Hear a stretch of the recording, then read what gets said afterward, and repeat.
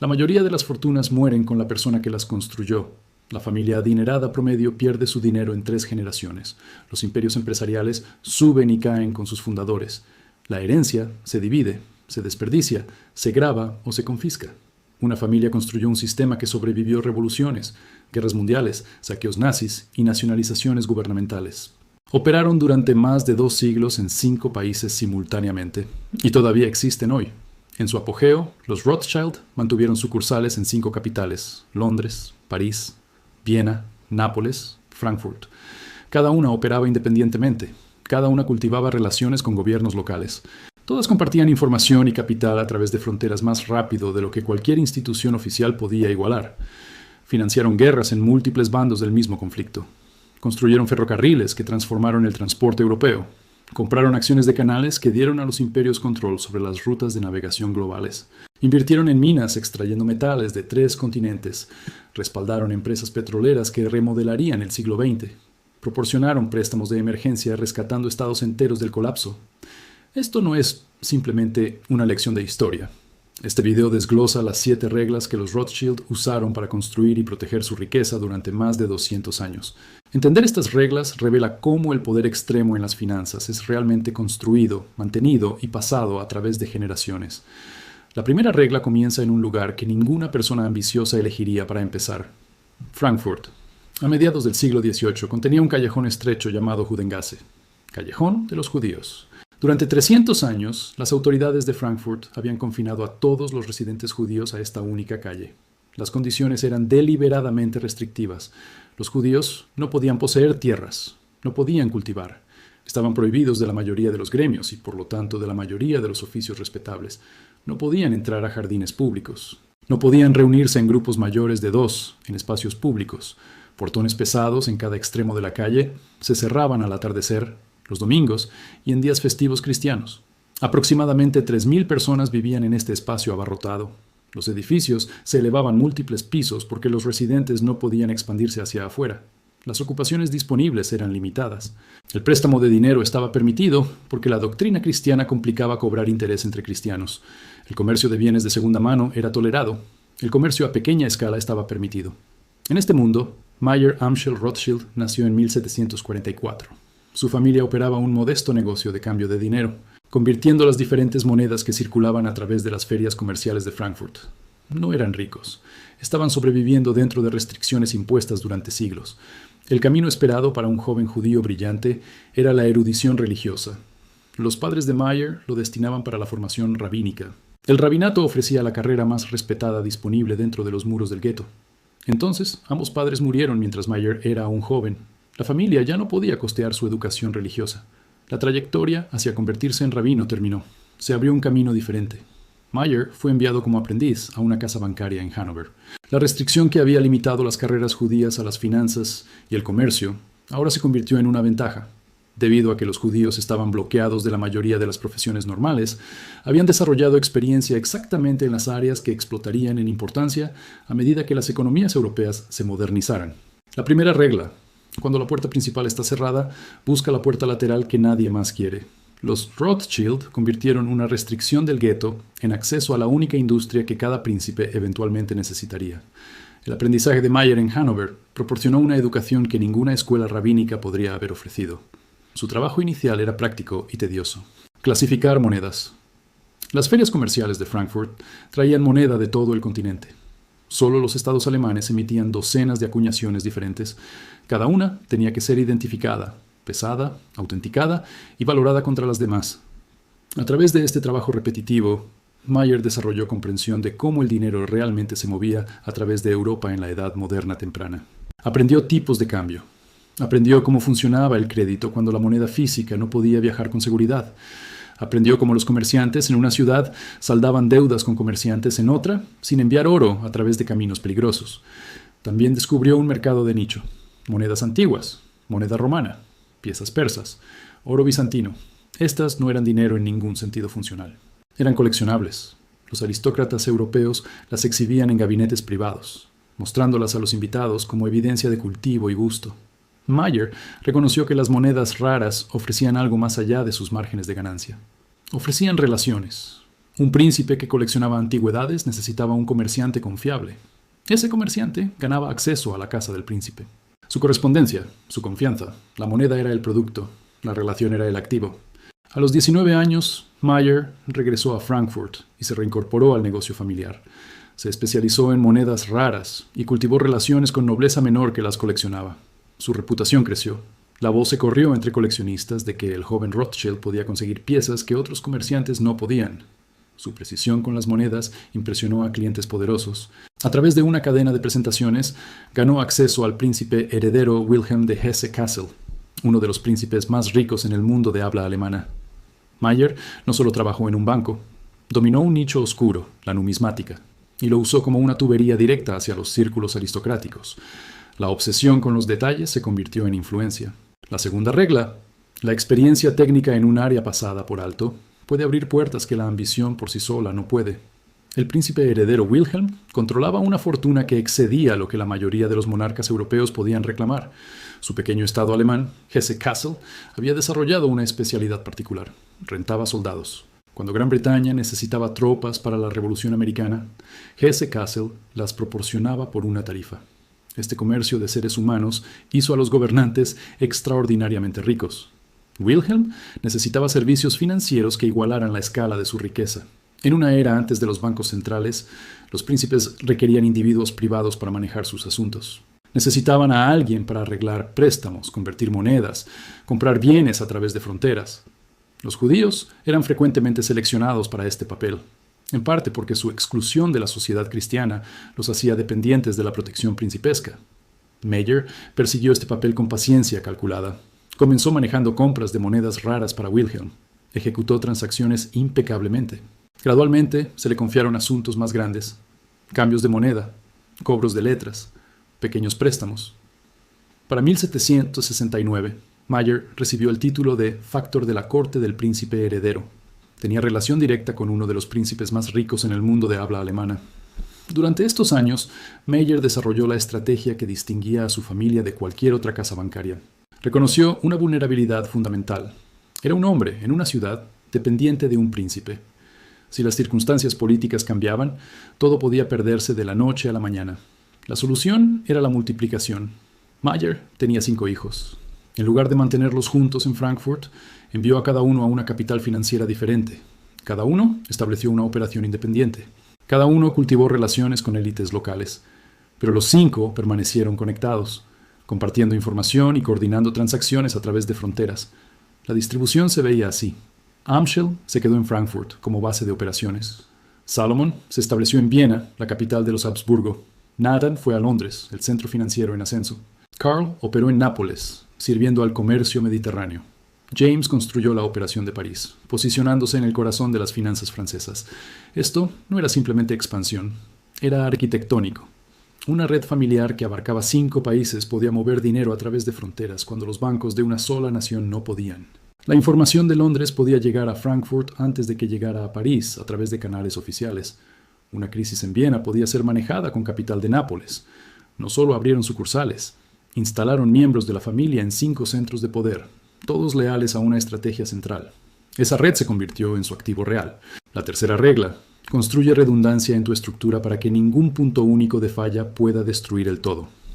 En 1789 estalló la revolución en Francia. En 3 años, Francia estaba en guerra con la mayor parte de Europa. El conflicto continuaría, con breves interrupciones, durante 23 años. Las guerras revolucionarias francesas y napoleónicas mataron a millones, redibujaron mapas repetidamente y crearon caos financiero en todo el continente. Para la red Rothschild, este caos era oportunidad. Los gobiernos en tiempo de guerra necesitaban dinero desesperada y continuamente. Los ejércitos requerían pago. Los soldados necesitaban comida, uniformes, armas. Los ingresos fiscales tradicionales no podían cubrir los costos. Cada gobierno tomaba préstamos abundantemente.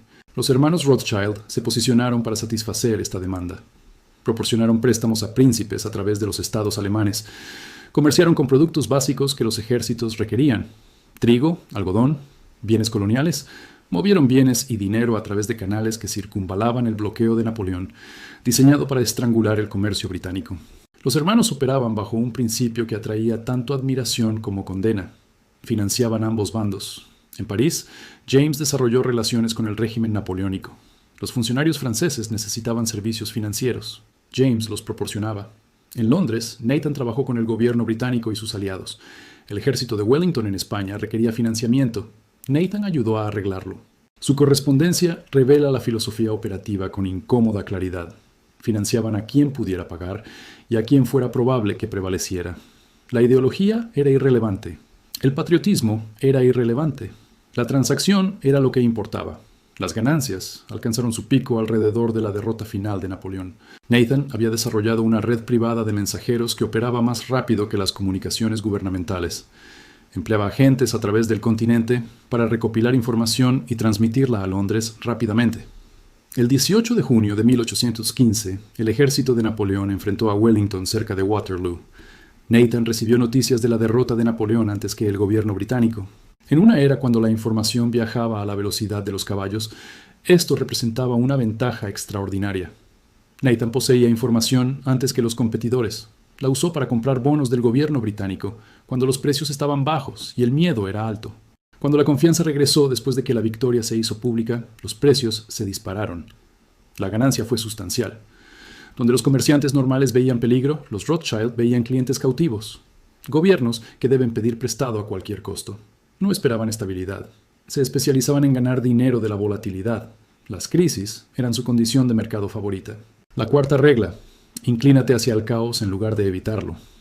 Mayer Amschel Rothschild tomó una decisión que confundió a muchos observadores. A pesar de acumular riqueza sustancial, continuó viviendo en el gueto de Frankfurt durante años después de que podría haberse permitido irse. Esto no era sentimentalismo, era cálculo. Mayer entendía que un banquero judío, mostrando riqueza abiertamente, invitaba a hostilidad. El gueto ofrecía una forma de protección precisamente porque señalaba humildad. La prosperidad visible desencadenaba envidia. La envidia desencadenaba violencia. La modestia proporcionaba cobertura. Las generaciones posteriores siguieron este principio en formas diferentes. A menudo permitían que reyes y gobiernos tomaran crédito público por rescates financieros, mientras los Rothschild tomaban los pagos de intereses. Muchas de sus transacciones más grandes, préstamos estatales, rescates de emergencia, financiamiento de infraestructura, eran conocidas principalmente en círculos de élite en lugar de anunciadas al público. Sus elecciones de activos reflejaban la misma lógica. Muchas familias adineradas de esta era invertían fuertemente en tierras, grandes propiedades y exhibiciones físicas de poder. Los Rothschild mantuvieron algunas propiedades visibles, pero el núcleo de su riqueza tomó formas diferentes. Tenían bonos, acciones e instrumentos de deuda distribuidos a través de múltiples países. Mantenían reclamaciones sobre gobiernos y corporaciones que existían como entradas en libros de contabilidad, en lugar de como castillos o acumulaciones de oro que pudieran ser confiscadas. Su riqueza estaba diseñada para ser líquida, portátil y difícil de confiscar. Esta estructura probó su valor repetidamente. Cuando la violencia antijudía estalló en un territorio, cuando un gobierno se volvió hostil, cuando la guerra atravesó una región, había poca propiedad visible para saquear. Las turbas podrían atacar una mansión. Los gobiernos podrían confiscar tierras, pero las reclamaciones mantenidas en Londres sobre deudas debidas por el gobierno austriaco no podían ser robadas por alborotadores en Frankfurt. La familia había construido su fortuna para ser, tanto como fuera posible, invisible y móvil. Podían absorber pérdidas en un país mientras preservaban capital en otros 4. Su poder raramente venía con coronas o títulos exhibidos en primeras planas. Apuntaban a ser la única entidad en la que todos secretamente confiaban, pero que nadie podía atacar fácilmente. La quinta regla: la visibilidad atrae tanto oportunidad como peligro. El poder más duradero a menudo opera detrás de escena. Para la década de 1830, los Rothschild se habían establecido como financieros gubernamentales, pero reconocieron que prestar a estados conllevaba riesgos políticos. Los regímenes cambiaban, las revoluciones estallaban, las deudas a veces eran repudiadas. Comenzaron a diversificarse en inversiones que generarían retornos independientemente de qué partido tuviera el poder. Los ferrocarriles se convirtieron en su proyecto característico. James Rothschild, en París, reconoció la oportunidad antes que la mayoría de los competidores. La construcción ferroviaria era la empresa más intensiva en capital del mundo. Una sola línea requería hierro, madera, adquisición de tierras, mano de obra y años de construcción antes de generar cualquier ingreso. Solo las operaciones bancarias coordinadas podían ensamblar el capital necesario. A pesar de la resistencia política y el miedo público sobre la nueva tecnología, James avanzó. Aseguró concesiones para líneas tempranas como París a Versalles. Luego vino el premio mayor, el Chemin de Fer du Nord, la compañía ferroviaria del norte, conectando París al norte industrial de Francia y eventualmente a Bélgica. El ferrocarril del norte transformó el transporte francés, vinculó minas de carbón a fábricas, conectó centros de manufactura a puertos, hizo de París el centro de una red ferroviaria que aceleró la industrialización francesa por décadas. James se había posicionado en el centro del desarrollo económico francés. Patrones similares emergieron a través de Europa. La sucursal austriaca financió la construcción ferroviaria vinculando Viena a las regiones industriales del imperio. La familia invirtió en proyectos ferroviarios a través de estados alemanes, Italia y España. La minería representó otra concentración de inversión. Nathan Rothschild, en Londres, adquirió derechos sobre minas de mercurio en Almadén, España. El mercurio era esencial para refinar oro y plata. El control de la producción de mercurio significaba influencia sobre la extracción de metales preciosos en todo el mundo. Extendieron este enfoque a otros metales. La familia tomó participaciones importantes en Río Tinto, que se convirtió en una de las operaciones mineras más grandes del mundo. Cobre, hierro y otros metales industriales fluyeron de empresas respaldadas por Rothschild.